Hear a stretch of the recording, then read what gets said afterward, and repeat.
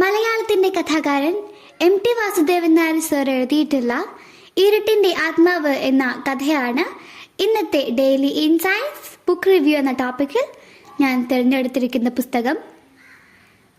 ഒരു ഭ്രാന്തനായിട്ടുള്ള കേശവൻ എന്ന് പറയുന്ന ആളാണ് കഥയിലെ പ്രധാന കഥാപാത്രം. അദ്ദേഹത്തിൻ്റെ മനോവിചാരങ്ങളിലൂടെ, സന്തോഷങ്ങളിലൂടെ, സങ്കടങ്ങളിലൂടെ, ഭയങ്ങളിലൂടെ, മറ്റ് ചിന്തകളിലൂടെയുള്ള നമ്മുടെ ഒരു യാത്രയാണ് ഈ പുസ്തകത്തിലുള്ളത്. വളരെ വലിയൊരു കഥയൊന്നും അല്ലാതെ ഒരു ചെറിയ കഥയാണ്. എന്നാൽ ഒരു ഭ്രാന്തൻ്റെ ചിന്തകളാണ് അതിലുള്ളത്. ഭ്രാന്തൻ്റെ ചിന്തകൾ എപ്പോഴും ഭ്രാന്തമായിരിക്കും. പക്ഷേ ഇവിടെ നിഷ്കളങ്കമാണ്. വീട്ടിലുള്ളവരൊക്കെ എന്ന് പറഞ്ഞാൽ അയാളെ ഒരുപാട് ഉപദ്രവിക്കാനൊക്കെ നിൽക്കുന്ന ആളുകളാണ് വീട്ടിൽ. കൂടാതെ ഒരു മുത്തശ്ശിയുണ്ട്. മുത്തശ്ശി എപ്പോഴും കണ്ടാൽ സഹതപിക്കും.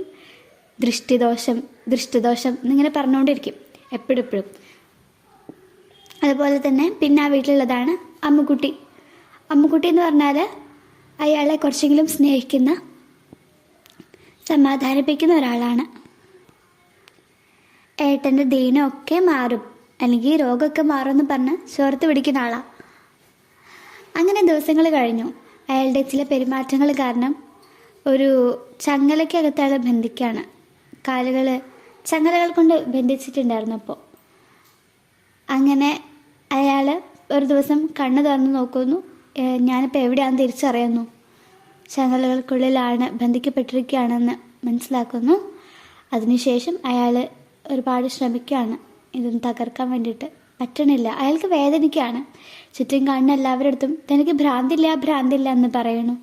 പക്ഷേ ആരും തിരിഞ്ഞു നോക്കുന്നില്ല, ആരും ഒന്നും ചെയ്യണില്ല. അങ്ങനെ അപ്പോൾ അയാളുടെ ദേഹത്തൊരു വസ്ത്രം പോലും ഉണ്ടായിരുന്നില്ല. അപ്പോൾ ഒരു കുട്ടീനെ വിളിച്ചിട്ട് പറയാണ്, എനിക്ക് വസ്ത്രം വേണം, മുണ്ട് വേണം എന്ന് പറയാണ്. അപ്പോൾ മുണ്ട് കൊണ്ട് കൊടുക്കുന്ന സമയത്ത് ചോദിച്ചു, മുത്തശ്ശിയുടെ മുത്തശ്ശി തന്നെ സഹായിക്കാതിരിക്കില്ല എന്ന പ്രതീക്ഷയിലാണ് ചോദിക്കുന്നത്. അപ്പോൾ പറഞ്ഞു, നിങ്ങൾ അറിഞ്ഞില്ലേ, മുത്തശ്ശി ഒരു മാസമായി മരിച്ചിട്ടെന്ന് പറയും. അയാൾ ഷോക്കഡ് ആവുകയാണ്. അതിനുശേഷം പിന്നെ പറയാണ്, അങ്ങനെങ്കിൽ എൻ്റെ അമ്മുക്കുട്ടി എവിടെ? അവൾ തന്നോട് ദീനം മാറുന്നോ ഒക്കെ പറഞ്ഞ് സമാധാനിപ്പിക്കുന്ന ആളാ. ഇന്ന് അവൾ എവിടെയും ചോദിച്ചു. അവൾ പറയാണ്, അയാളുടെ കല്യാണം ആവാറായിട്ടുണ്ടല്ലോ എന്ന് പറഞ്ഞു. എന്നിട്ട് അവൾ ഈ വീട്ടിലിപ്പോൾ ഇല്ലല്ലോ എന്നും പറഞ്ഞു. അങ്ങനെ അയാൾ ആൾക്കൂടെ ദുഃഖിക്കുകയാണ്. പിന്നെ ആളുകളോടൊക്കെ തൻ്റെ ഈ ചങ്ങലൊന്ന് അഴിച്ചു തരാൻ പറയുന്നുണ്ട്. ആരും സമ്മതിക്കുന്നില്ല.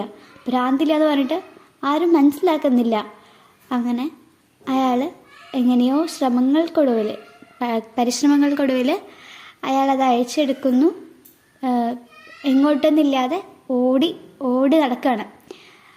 അവസാനം അയാൾ അമ്മുവിൻ്റെ ആ ഒരു വീട്ടിലെത്താണ്. അതിൻ്റെ ഇടയ്ക്കൊക്കെ കുട്ടികളൊക്കെ കല്ലെറിയുന്നുണ്ട്. അയാളെ ഉപദ്രവിക്കാൻ നോക്കുന്നുണ്ട്. അയാൾ വീണ്ടും വേദനകളോടെ തന്നെയാണ് ഓടുന്നത് കേട്ടോ. അങ്ങനെ അമ്മു നിൽക്കണ ആ ഒരു വീട്ടിലെത്തുന്നു. അമ്മുവിനെ കാണുകയാണ്. അമ്മുവിനെ കാണുമ്പോൾ അമ്മുവിനോട് അങ്ങനെ പറയാൻ നിൽക്കുമ്പോഴത്തേക്കും അമ്മു പറയാണ്, ഭ്രാന്തൻ എന്ന് പറയാണ്. അത് കേൾക്കുമ്പോൾ അയാൾ തന്നെ തോന്നുകയാണ് തനിക്ക് ഭ്രാന്താണെന്ന്. അങ്ങനെ അയാൾ കഴിയാവുന്ന അത്രയും വേഗത്തിൽ വീട്ടിലേക്ക് തിരിച്ചോടി. എത്ര പറ്റുമോ അത്രയും വേഗത്തിൽ. അങ്ങനെ അയാൾ തിരിച്ചോടിയതിൻ്റെ ശേഷം അയാൾ പറയാണ്, തനിക്ക് ഭ്രാന്താണ്, തന്നെ ചങ്ങലക്കിടൂ എന്ന് അയാൾ പറയാണ്. താഴേക്ക് നോക്കിയപ്പോൾ അയാളുടെ ദേഹത്ത് വസ്ത്രമൊന്നും ഉണ്ടായിരുന്നില്ല. വസ്ത്രം എടുത്തിരുന്നു അയാൾ, പക്ഷെ ഇപ്പോൾ ശരീരത്തിലൊരു വസ്ത്രം ഇല്ലാതെ കാണുന്നത്. അയാൾ സ്വന്തം വീട്ടുകാരോടൊക്കെ പറയാണ് ഭ്രാന്താണ്, ചങ്ങലക്കിടുമെന്ന്. ഒരു നമ്മളെന്താ പറയുക, കണ്ണ് നിറഞ്ഞിട്ടല്ലാതെ ഈ പുസ്തകം വായിച്ച് അവസാനിപ്പിക്കാൻ വേണ്ടിയിട്ട് പറ്റില്ല. അയാളുടെ ചിന്തകളും ചില ഭയങ്ങളിൽ നിന്ന് ഉടലെടുക്കുന്ന മറ്റു കുറച്ച് വിചിത്രമായിട്ടുള്ള, നമുക്ക് സങ്കല്പിക്കാൻ പറ്റാത്ത ചില ചിന്തകളും ഒക്കെ നമുക്കിതിൽ കാണാനായിട്ട് പറ്റും. എം.ടി. വാസുദേവൻ നായർ സാറ് കൊണ്ടുപോകുന്നത് അങ്ങനെയാണ്. അതായത് അയാളുടെ ഓരോരോ മനോഭാവങ്ങളിലൂടെയും ആ വിഹ്വലതകളിലൂടെയും ഒക്കെ നമ്മളെങ്ങനെ സഞ്ചരിപ്പിക്കുകയാണ് അദ്ദേഹം. അതുപോലെ തന്നെ ഇതിൽ എനിക്ക് തോന്നുന്നു ആവശ്യമില്ലാത്ത ഒരൊറ്റ വാക്ക് പോലും ചേർക്കാതെയാണ് അദ്ദേഹം ഈ ഒരു കഥ എഴുതി തീർത്തിരിക്കുന്നതെന്ന് തോന്നുന്നു.